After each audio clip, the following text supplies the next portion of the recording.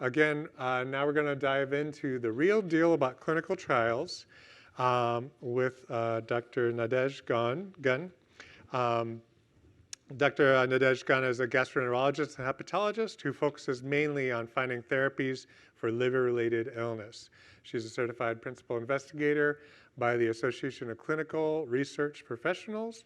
Her work concentrates on linking cutting-edge clinical trials in non-alcoholic fatty liver disease and gastrointestinal diseases or illnesses to the populations who need them desperately. So and there's some more on her training as well. So Dr. Gunn, if you want to come up on stage and we'll get this started. Is she in the, oh, there you go. Great, thank you. Good afternoon. Thank you so much, Carol, for the invitation. I ran into Carol at an investigator meeting, and we were supposed to get lunch together, and I don't know what happened, and we didn't, but she reached out to me later and asked me to be a part. And I want to say, before we get into this, that I'm really honored to be here. It's so nice to see industry, patients, and key opinion leaders and giants in the field come together to advance and advocate. So thank you for the invitation, and also kudos to you all. So what we're going to talk about is really the real deal behind clinical trials. I know that throughout this conference, you've heard a lot about different trials that are ongoing, and maybe you have or maybe you haven't participated, but I really want to get down to the nitty-gritty about what these trials are all about, how you can become involved, what trials are, what they aren't. But before I do that, I do want to share a video with you that was really a skit that my nurse practitioner and I did together with the help of Miriam to talk about one of the unmet needs in clinical research. Now, please don't judge me on my hairstyle because I was trying something new. but the video does speak to something. So let's go ahead and cue it up, please.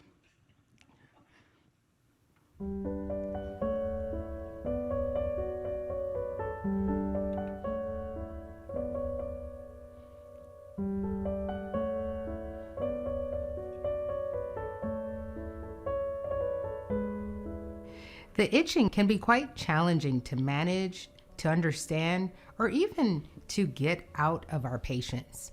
In the next couple of minutes, you'll see two scenarios in which we're addressing the itch, but in two different, very distinctive ways.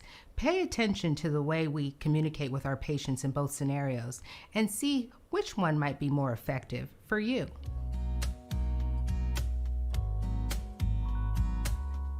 Hi, Jessica. Hey. How you been? I'm okay. I'm so happy to see you. You look great. Oh, thanks. Coming from work? Always. Always. You can't get away from it. Mm-mm.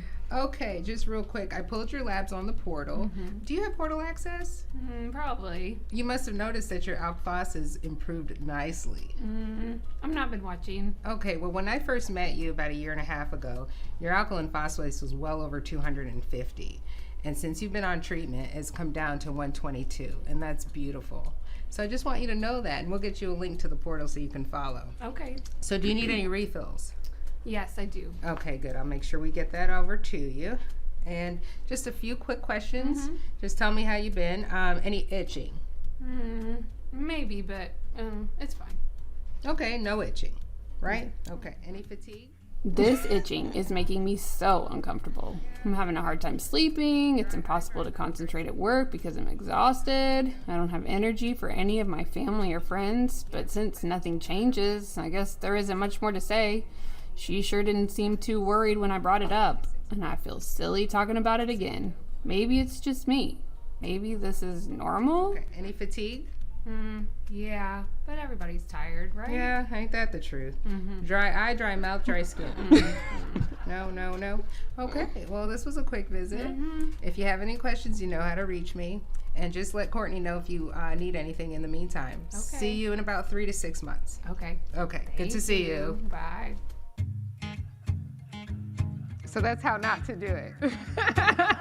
Hi, Jessica. Hey. How you been doing? I'm okay. Well, good. You look great. Oh, thanks. Aren't you glad we are done with winter? So glad. It was a rough winter. Why? Why for you? Well, it's just has been so cold and dry, and I cannot not feel my skin when it's that dry. Really? Yeah. What are you doing about it? Well, lotion. Lots of lotion? Mm-hmm. Anything else?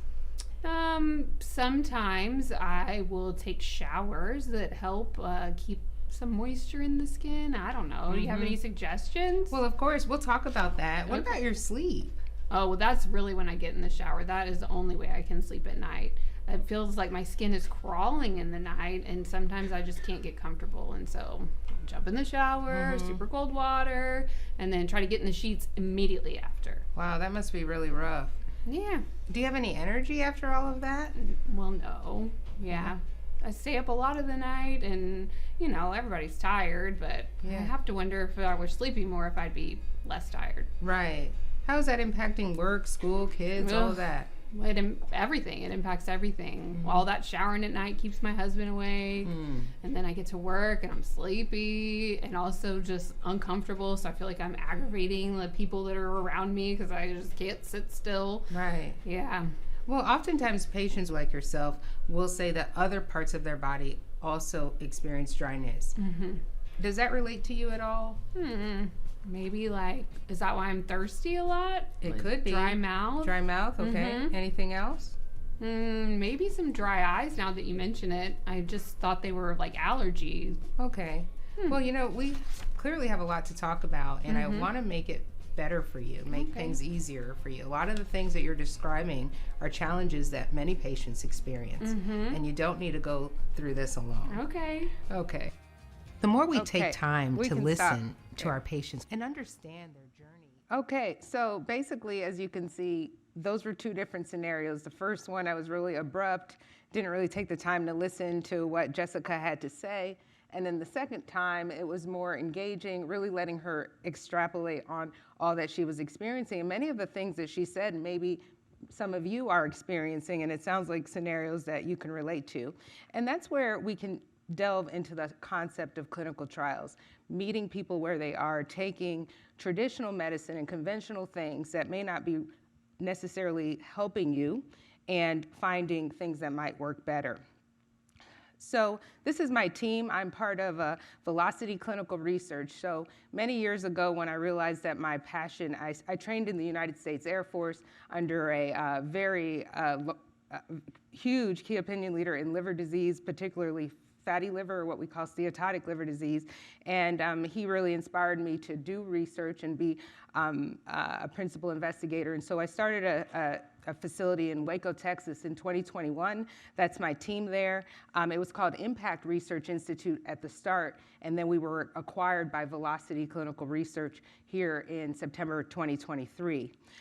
We do a lot in outreach, so we will take that machine that you see there, which is the FibroScan, to measure stiffness of the liver, and we'll take that all around to different rural areas where people really don't know if they have liver disease, and we'll assess and partner with the community physicians to see who has potentially fibrosis and what that fibrosis might be due to.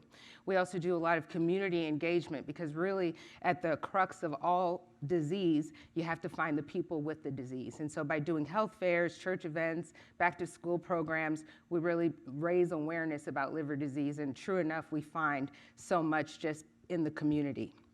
I wanted to show you this because one of the giants in PBC is a gentleman by the name of Dr. Chris Cowdley, and I happened to meet a patient yesterday who's one of his patients, and Dr. Cowdley and I both work for the same company, Velocity Clinical Research, so you can imagine how much expertise is in this organization in the realm of liver disease.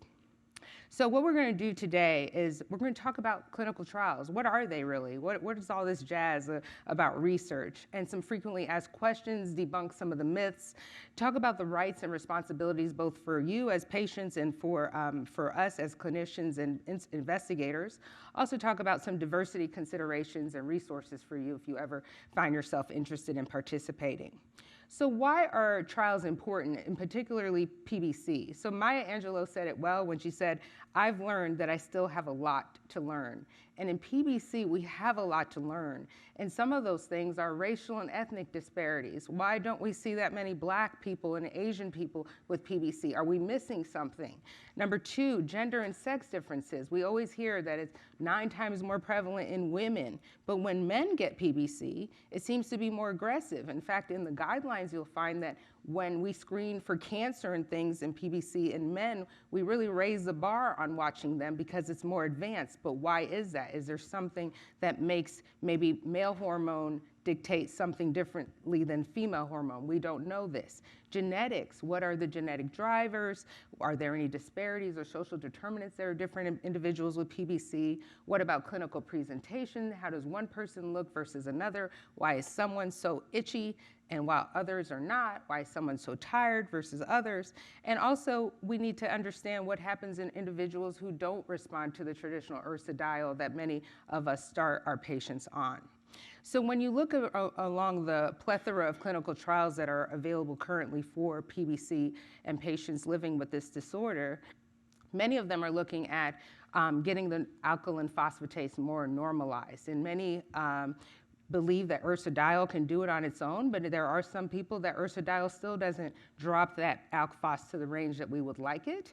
And so many trials are looking at second-line therapies to further drop that number. Also looking at special populations, as I mentioned, males and different ethnic and racial groups. And what about hepatic impairment? We still have a lot to learn in those who have cirrhosis or decompensated liver disease when the liver is not working as well. Is there some difference? Is there a way to rescue those individuals before they would even need a transplant? Of course, itching, that's a big deal, and many studies are going on currently to look and address that need. Also outcomes to see if the treatments that we're offering individuals are going to lessen their likelihood to need a transplant or to improve their survival overall. And I think most importantly is quality of life. And as we heard earlier from the speakers, that is a big issue, and we hope that treatments in the future will address quality of life in our individuals with PBC. So we polled your group, and we said, how have you most frequently heard about clinical trials in PBC? And many of you responded that you've learned on the website, the PBCers website, which is very impressive, and I'm very glad that this resource exists for you. Some of you said that you went to a really reputable website called clinicaltrials.gov, which I'll show you a little bit more about later, and some is word of mouth or maybe some other ways. Have any of you enrolled in a clinical trial? It was a few of you answered yes, but most of you answered no. And we'll talk about how any one of you in here could be involved in clinical research. And then, are you currently enrolled in a trial? Again, a few said yes, but most are not.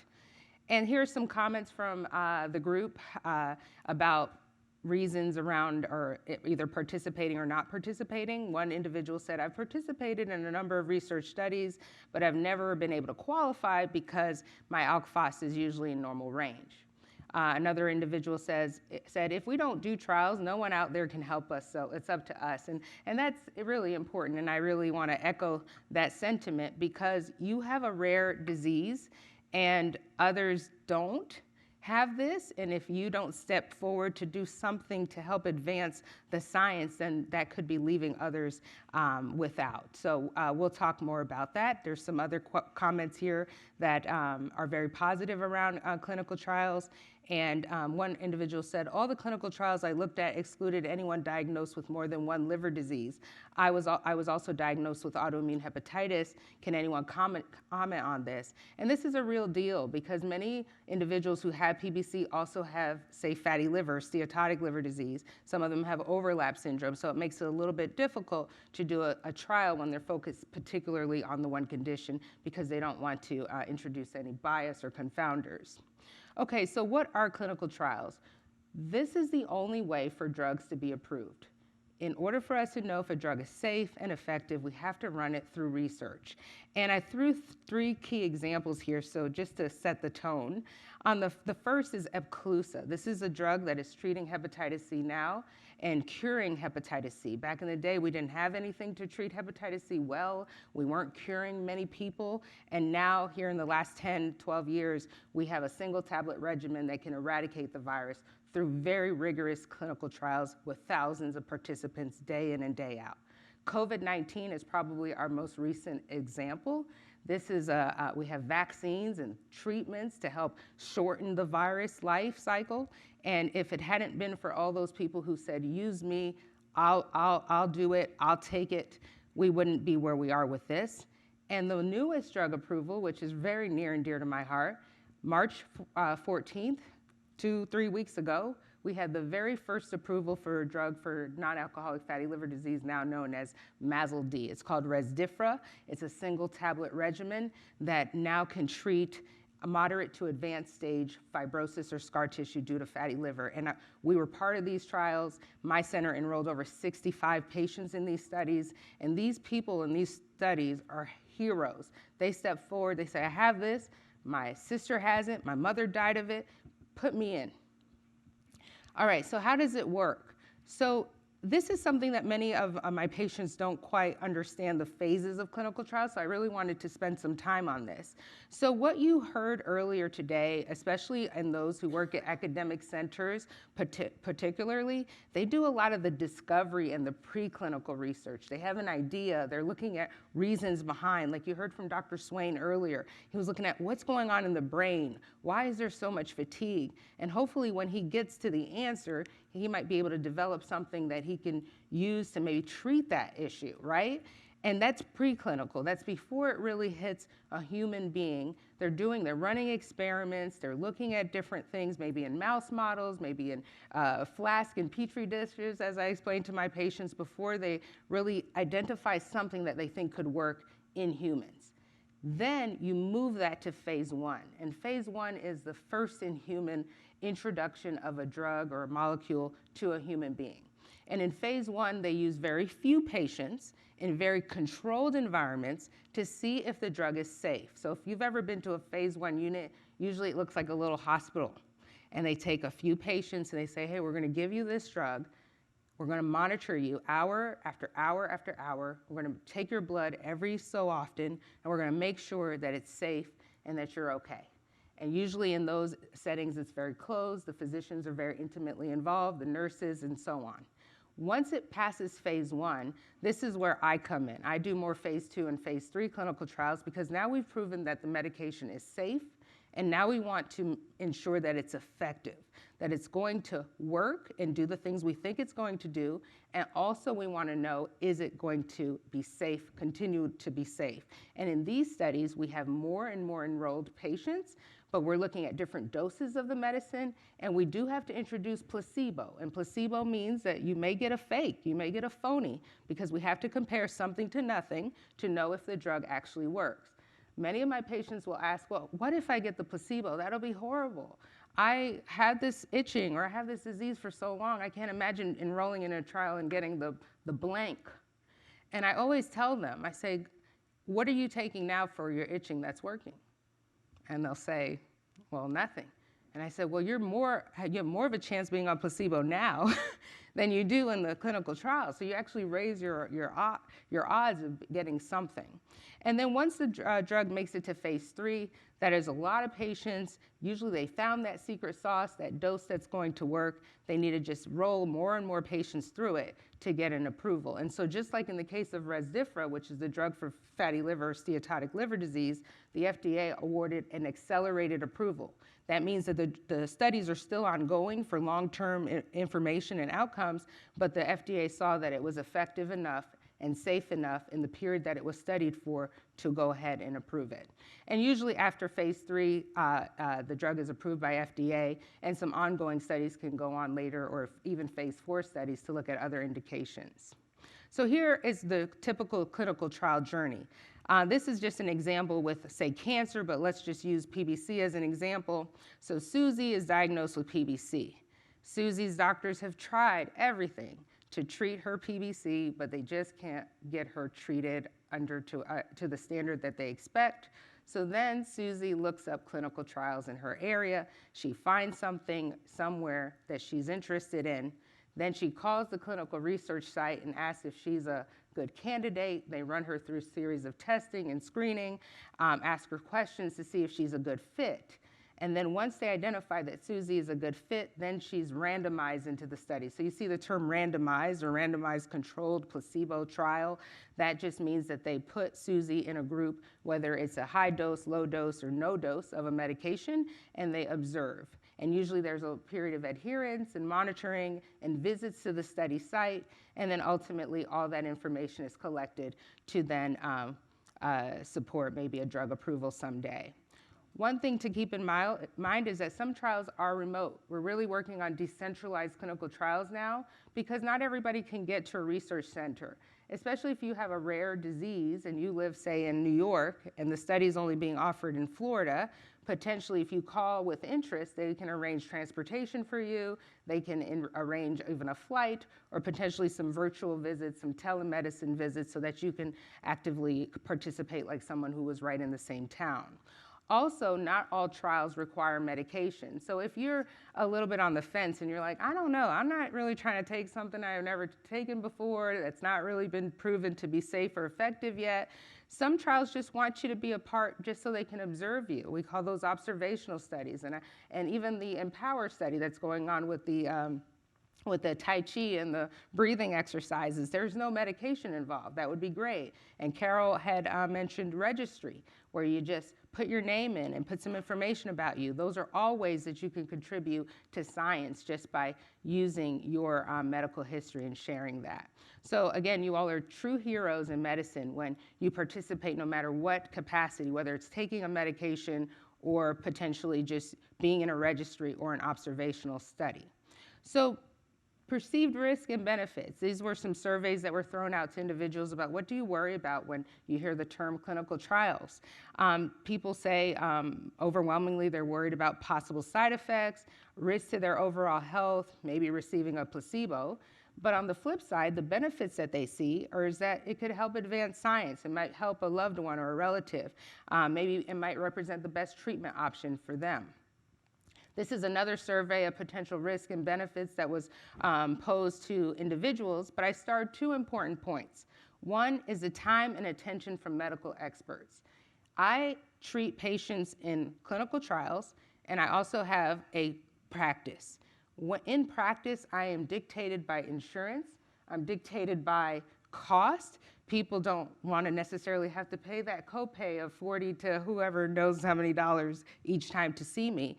In research, however, they see me once a month. They get to check in on their labs very frequently. They don't pay for anything. In fact, we pay them $100 to $500 every visit. So they say, well, I get to see you frequently. You give me a check, and I'm getting medicine that could potentially help me. So that's some of the real benefits of research, is that you get a little bit more time and attention with medical experts. And as I mentioned earlier, say for instance, Dr. Cowdley, right? He's a leader in the field of PBC. So just imagine you're in a clinical trial, he's the PI of the trial, your labs are being looked at by one of the key opinion leaders of all of PBC. Your doctors probably call Dr. Cowdley for advice, right? And here you are in a study where he might be looking at your labs or your results and helping move the study along. So a few other commonly asked questions are, will my privacy be at risk? And the answer is no.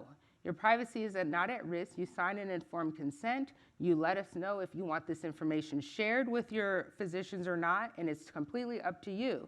Now, if there's a safety concern, then of course we have to do what's right for your safety, but ultimately it is your call.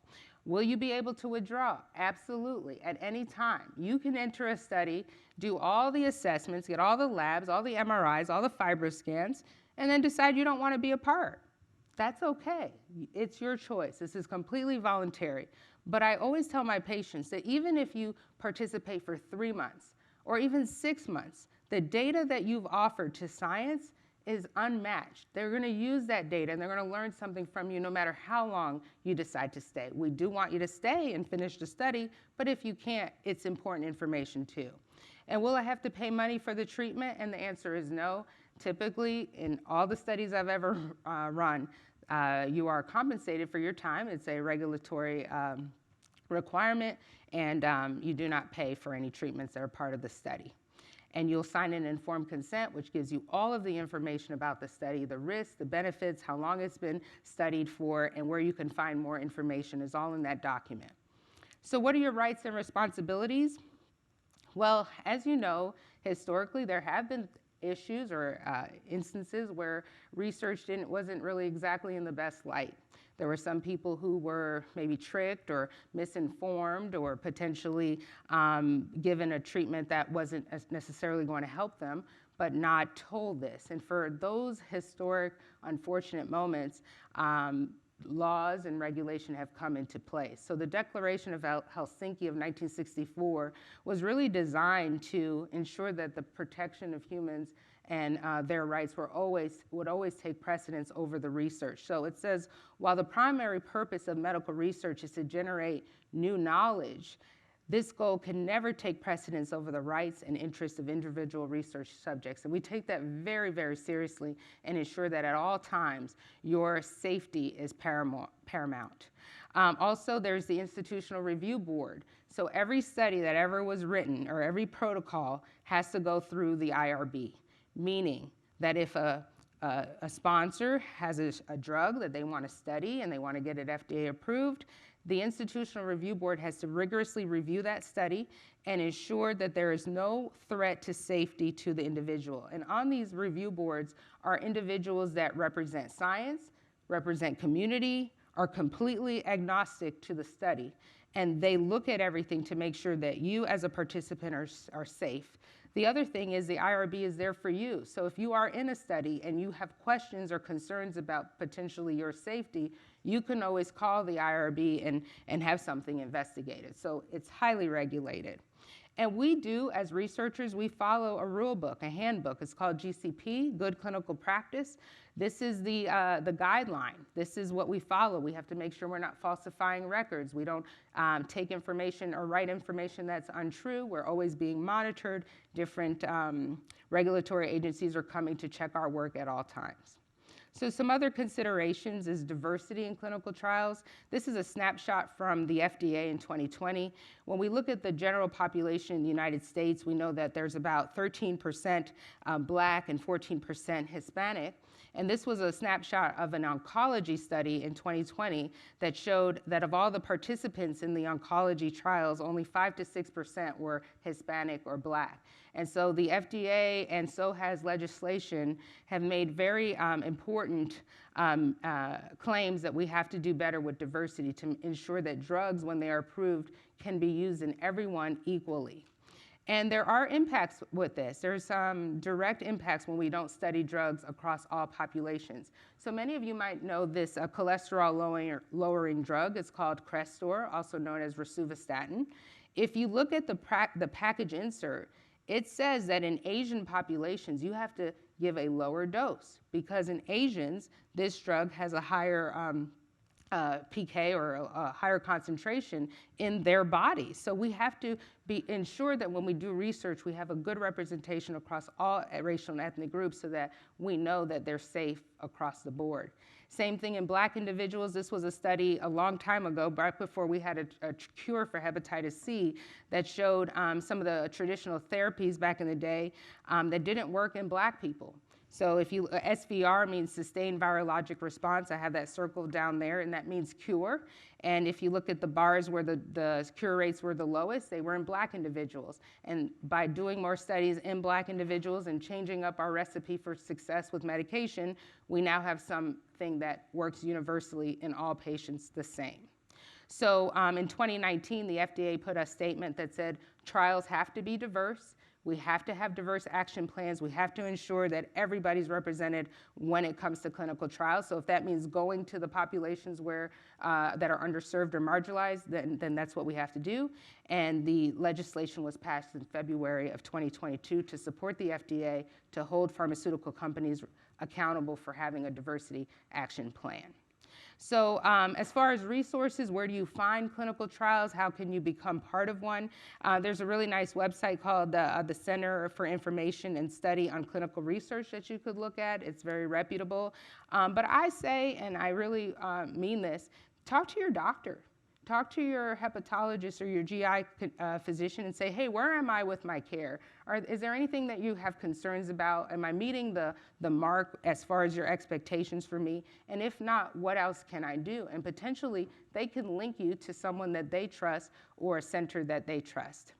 And clinicaltrials.gov is a very great resource if you'd like to just go on there and type in PBC, and then you can filter it down by recruiting, age group, location, all the things that you might be interested in finding. I will say that sometimes it's not kept up to date, so you might just want to keep checking it. And also write out primary biliary cholangitis, because if you put PBC, you might get one set of results, but and it might be primary sclerosing cholangitis. So just do look carefully at what pulls up, but there's plenty of studies ongoing, and you can find some that are pharma funded, some that are investigator initiated, that are just going on at, say, an academic center. All of that's there, and even observational studies are listed there. So if you don't want to do something necessarily with a medication, you don't have to. There's other resources there.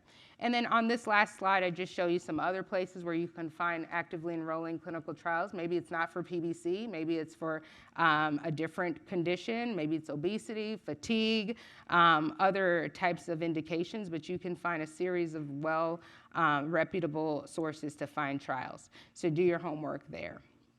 Okay, so I'd like to just close with consider enrolling in a clinical trial. I hope that you learned a little bit about the pathway and the journey. And I understand that there are some people here that have participated in trials. So I would love for them to come on up here and we can ask some questions. Thank you, Dr. Gunn. Appreciate that. Yeah. So while we have a few members of the organization coming up, we're going to have a panel discussion. If you want to sit as well, that's fine. Oh, sure. I think we have 4, so if you want to sit, I can stand over here. Okay. But one of the things I wanted to check as well, you mentioned about going to clinicaltrials.gov for searching the sites.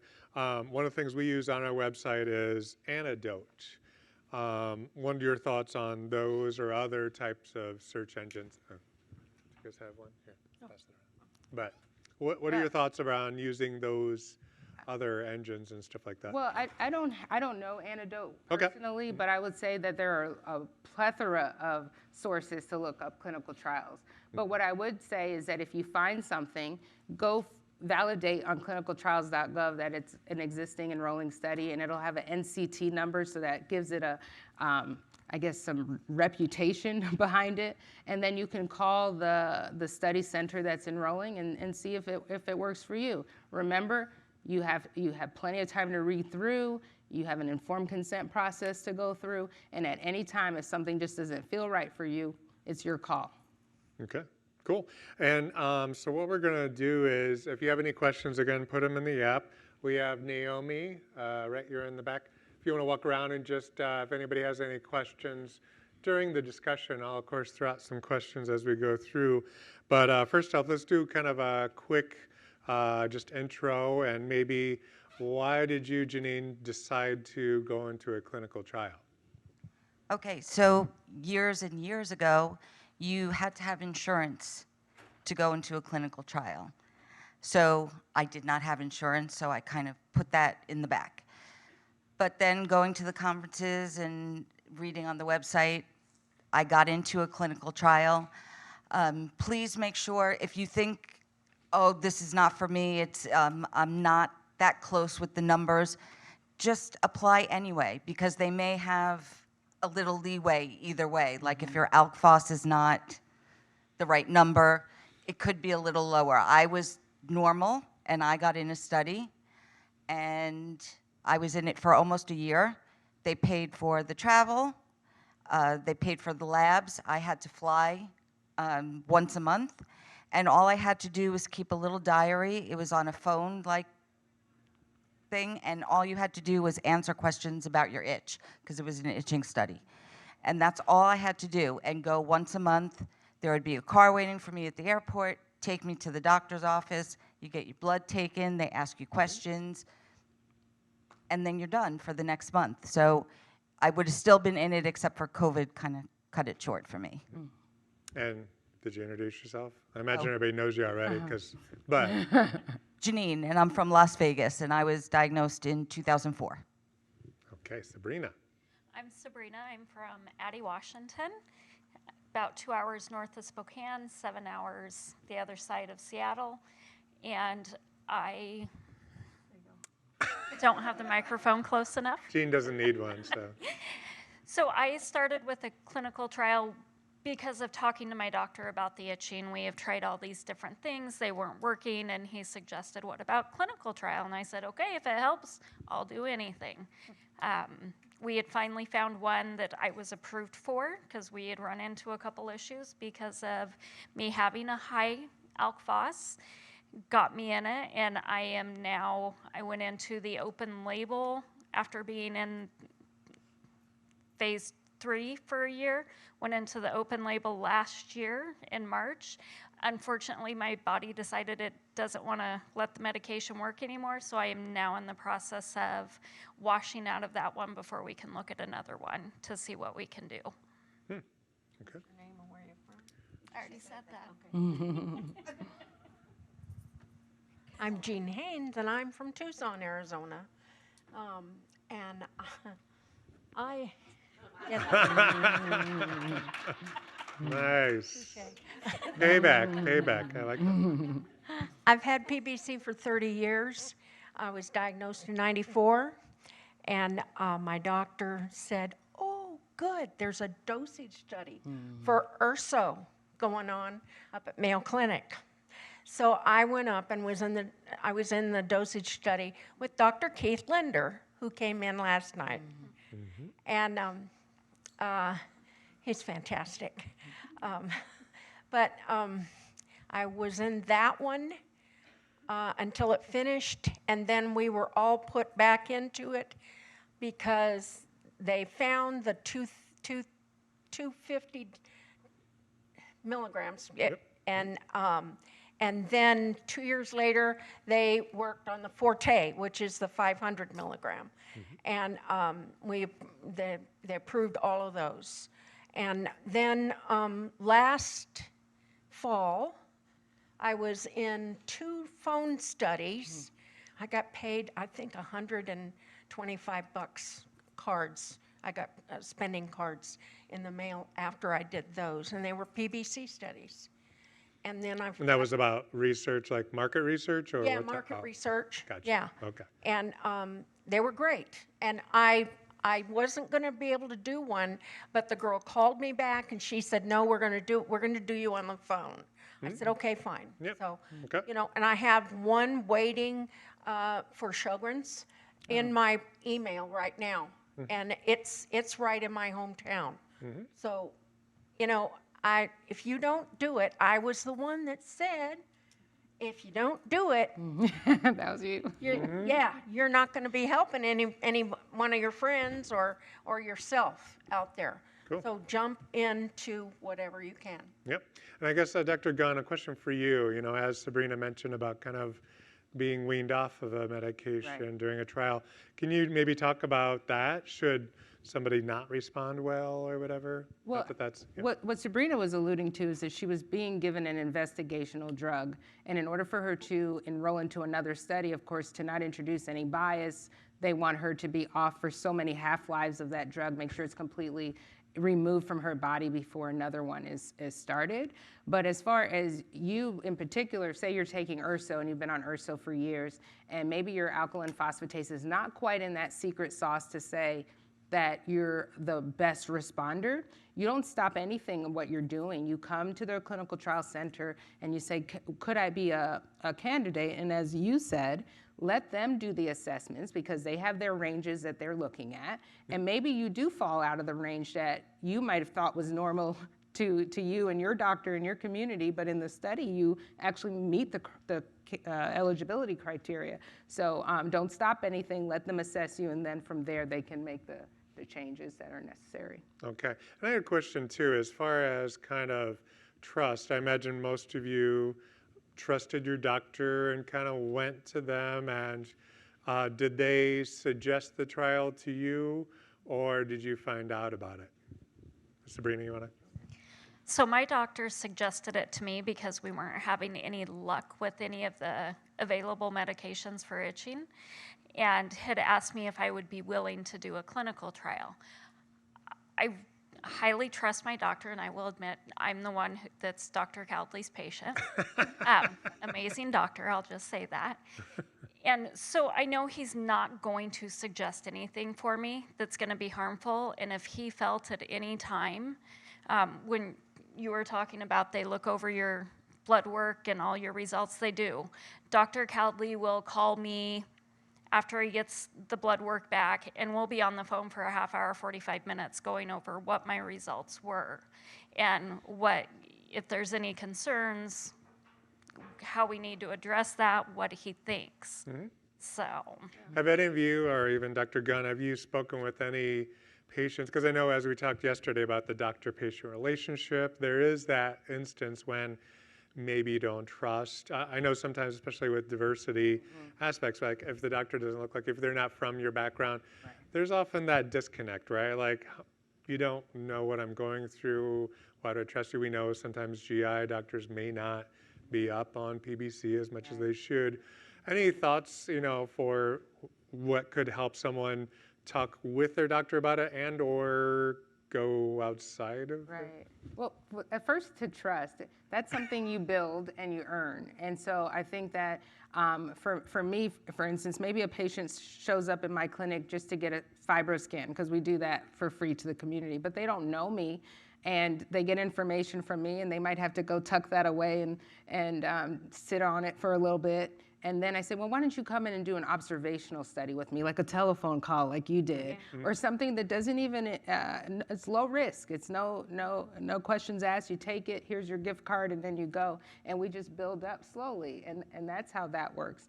Outside of that, and I think your other question is, what if your doctor isn't really meeting your needs, and you look and you find a clinical trial and you think, wow, this might really help me? I would say still have that conversation with your doctor. What do you think? What are the pros, cons, risks, benefits? And then you're your own advocate. You're your best advocate. You have this disease. You know how you feel. Then go and seek the resource and then take that information, share it with your peer group, like these ladies and the ones around you, and do the choice or make the choice that you feel is going to better serve you. Great. Yeah, it's nice that we have, kind of this community to discuss amongst as well. So, question in the back? It should be on now. Go ahead. Okay. This is the fact where I can say Tom must be on a little bit of brain overload because he neglected to mention that there's a part of the PBCers website where we list all the current trials.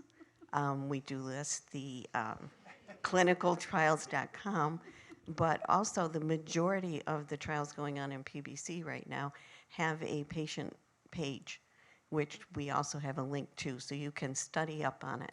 And if you do see one of those doctors who doesn't keep up on everything, you can print that page off if you want to try it and show it to them. And if I'm not mistaken, for most of them, you don't really need your doctor's approval, do you? No. So if you really want to do something, you can just say, I'm doing it. You are the boss of that relationship with the doctor. Absolutely. And as I mentioned before, when you sign the informed consent, there's usually a place that says, do you want your doctor to be made aware of your participation? Most of the patients will say yes, and then that's my opportunity to have a peer-to-peer. And I call them and say, hey, I just met Felicia, and she's in a trial. Guess what it's for? We talk, and then the doctor's, oh yeah, I totally think I support that. Yeah, go ahead. So it's a good thing. Let your doctors know, and then have your clinical trial investigator have the conversation to bridge that gap for you. We also have a link on our site. We partner with a company called antidote.com, and you can put your information in there. It asks you a couple questions. You tell them, how far you're willing to travel, different things, a couple medical questions it asks you, and then you hit the search button, and it will tell you if there's anything within those parameters. At that point, if you choose to do nothing, you just delete and nothing is saved. There is a box at the end that says, would you like us to inform you if something comes up that meets this. And at that point, they will store your information to be able to get back to you if a new trial comes up that you would qualify for. So that's another option if you put your information in there, and then they may call you and say, hey, we got something for you. So. And I would say don't let distance dissuade you because, you got your flight covered and you were. I travel 7 miles to go see Dr. Cowdley for clinical trial and my non-clinical trial appointments. But when I go for the clinical trials, I get reimbursed for my gas. It's based off of the federal reimbursement rate for mileage for there and back. Our hotel is covered, my husband and I's meals are covered, or my daughter or my mom, whoever goes with me. And of course, compensation for time I get for every time I go. 7 hours, right? 7 hours. It's, I thought you said 7 miles. no, 7 hours. Okay, that's It's better. a 7-hour drive for me. Wow. Yeah. Well, making out. Miles. Well, depends if you want the reimbursement. So as far as looking at overlap conditions and those types of things, how does someone work through that? If they have maybe AIH and PBC, how do you manage through that if it's a PBC only? Well, that's difficult, but some of the studies are actually opening up to overlap conditions, and so that gives us a little bit more flexibility. But there may be clinical trials that are ongoing at academic centers that are looking particularly at that. But at least I can say from my experience with the trials that we've enrolled, they're really particular about the PBC, where that alk phos is, and some of the symptoms. So. Mm-hmm. And an addendum to that, this Sjogren's Right. one that I'm doing, I know it said no cancer, but I have non-Hodgkin's lymphoma, which is Sjogren's driven. So that's one question that I have for them. So take that question, because a lot of the times Yeah. they'll make some adjustments to, well, maybe we'll factor the how long ago, are you in remission, all those Right. things. Right. Good. Yeah. So don't question any study. Ask the question whether you're right for that study. Okay, cool. Any other questions on the app or out in the audience? Yeah, you want to bring the microphone over? Just to make sure we can get it on recording as well. Anybody else have any questions that raise your hand? Okay. So I actually posed the question about the overlap condition because 10 years ago I was diagnosed with autoimmune hepatitis. And when I looked at my biopsy report, I was kind of questioning it. It really didn't say specific. It was a little vague. And then recently in November, I was diagnosed with the PBC. So I had looked at a lot of these studies, and everyone I looked at said if you have another liver condition. Based on what I heard yesterday, and I don't remember which doctor, I think the one, Dr. Beerling? but anyways, I think he said very few really have an overlap condition. So I guess that's, a question for my doctors to Yes. determine, do I really have that, or is that, not the case? So here's what my recommendation would be, and this is, I don't know, this is not particular to any study, but what we do a lot, especially in the field of MASH research, for instance, we would enroll you, we would screen you, and we would send your biopsy to France, to the baddest pathologist ever who ever lived, Okay. right? Baddest, and but yeah, best. the baddest meaning good. Yeah.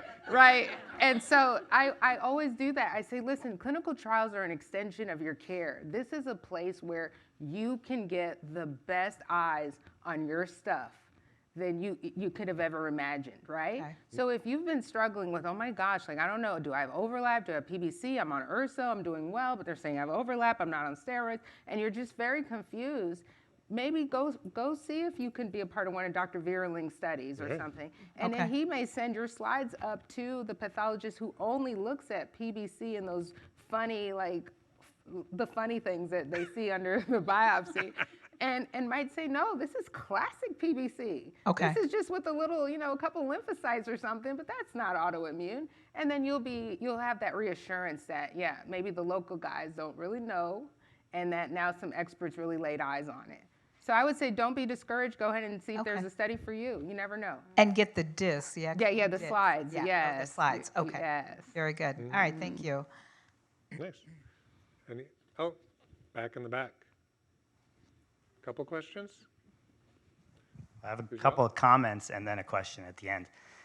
So, no, first, as it relates to drug development and requirements that we all as drug developers, and there are many in this room, have when we try to develop a drug for approval, is to try to isolate variables. So, a lot of times in PBC, we hear from patients who may also be diagnosed with autoimmune hepatitis and they're excluded from studies.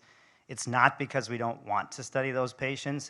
It's largely because from a regulatory perspective, you're trying to keep things down to one variable in order to understand the effects, both the effects and the safety of the drug. And there is a lot of tremendous work happening in the field, and hopefully we'll have some new treatments sometime later this year. And so I would say, while someone with overlap may be excluded from clinical studies, I wouldn't necessarily assume that you'd be excluded for any of these treatments per se. That's up to your physician, and it's very important for them to understand that the effects that are published and part of the studies don't include those patients, but it is something you can talk about, at least with your physician. They'd be the ones to really make that type of determination. The other comment is I just wanted to thank the folks here on the panel and others that have been involved in clinical studies. I think, again, on behalf of all of us in this room that spend our days and nights trying to get drugs developed, you're all the most important critical piece of the work that's being done, and it would be remiss for us not to at least thank you for that participation and all of which you do. The last piece is my question is really just to ask, what are the things that the companies on the other side that you would want them to do better or different when you're involved in clinical studies? So for example, I know at one point we were told by some patients they never see the results. And we all assume that publishing the results is the end step of a study, but maybe something as simple as making sure that your physician sends you those results.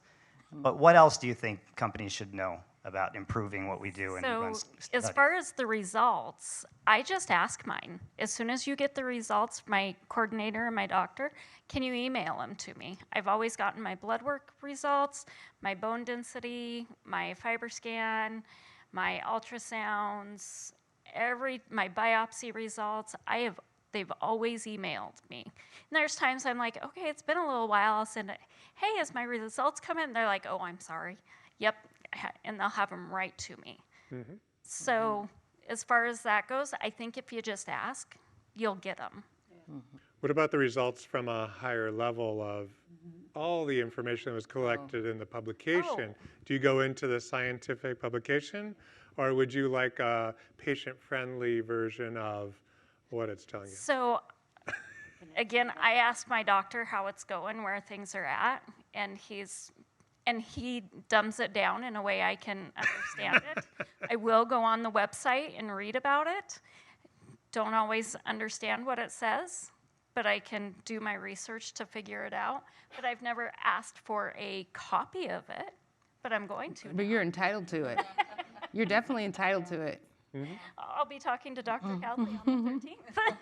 What about the scientific journal versus something patient-friendly? Is that something you worked on in some of the trials you've been involved in? Well, I personally, go ahead. You can go ahead and finish. Go ahead. Well, I personally create a document for my patients. There was one study that just recently read out. We had 4 people enrolled in the study, 3 of which, because when they say randomized placebo-controlled, that double-blinded, that means that I don't know and the patient doesn't know if they're on the drug. Yep. We're just going through the motions, making sure they're safe, looking at the labs and the results that we can share. And then at the very end of the study, when everyone who has been enrolled has completed, then the study will read out and they will tell me who was on placebo, who was given actual drug, what dose, and what the results were. And what I do is I write something up for them that says, hey, Susie, you were in the 50 milligram arm of the study, and this is what your results were. And then I will also call and talk to them and make sure they understand what their results were, because they really deserve that information. They want to know.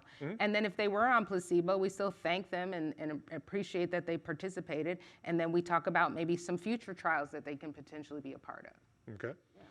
Jean? When we finished the dosage study, I didn't know there was a book put out. I had no idea.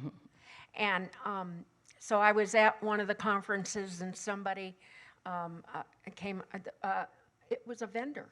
It was a vendor. I can't remember who it was, but she said, I heard you say you were on the dosage study. Did you get your book? And I said, no, what book? And she said, I have one for you. And she gave me the book from the dosage study. And another thing, another point, sorry. Oh, good. When you think of the placebo, don't worry that, well, they're not giving me the medication. They're watching you. They know what you're doing. They know where you sit. They know what's going on with you and what's not going on with you. And that's so important to tell people, because a lot of people, I've talked with a lot of people about clinical studies, and they say, I don't want the placebo. Right. And I said, well, in some cases, that's what you really do want. Yeah. Because they take special care of you. Amen. And in most cases, you'll be on the standard of care as well, right? Right. So Exactly. if URSO is a standard of care, you'll be on that plus Right. a lot of times. So it all depends on what the study is. Yeah, but- or special standard of care. That's right. That's right. Absolutely. Okay. They may only have you on a placebo for a couple of weeks and then change and put you into one arm of the study. Nice. Okay. Any other thoughts, comments? Jean? Just about, I was in an itching study, and I'm already on naltrexone, Atarax, a bunch of things for itching. I did not have to stop that medication to go into the study. So I kept my same regimen and then added either the drug or the placebo, I don't know. But I was able to keep what I had, so because I only had like breakthrough itching. But, you don't have to change anything that you're taking right now. That's a regulatory requirement. If there's a standard of care, if there's something available to treat the condition, you really can't take that away. The drug has to be more of an adjunct or an add-on to things. Like for instance, in our obesity studies, we can't tell people not to diet and exercise. You still have to do that, and then plus the added benefit of the drug. Yeah. Interesting. Yeah. Yeah. Great. Well, thank you, Dr. Gunn. Thank you, you all. team here, for being up here as well.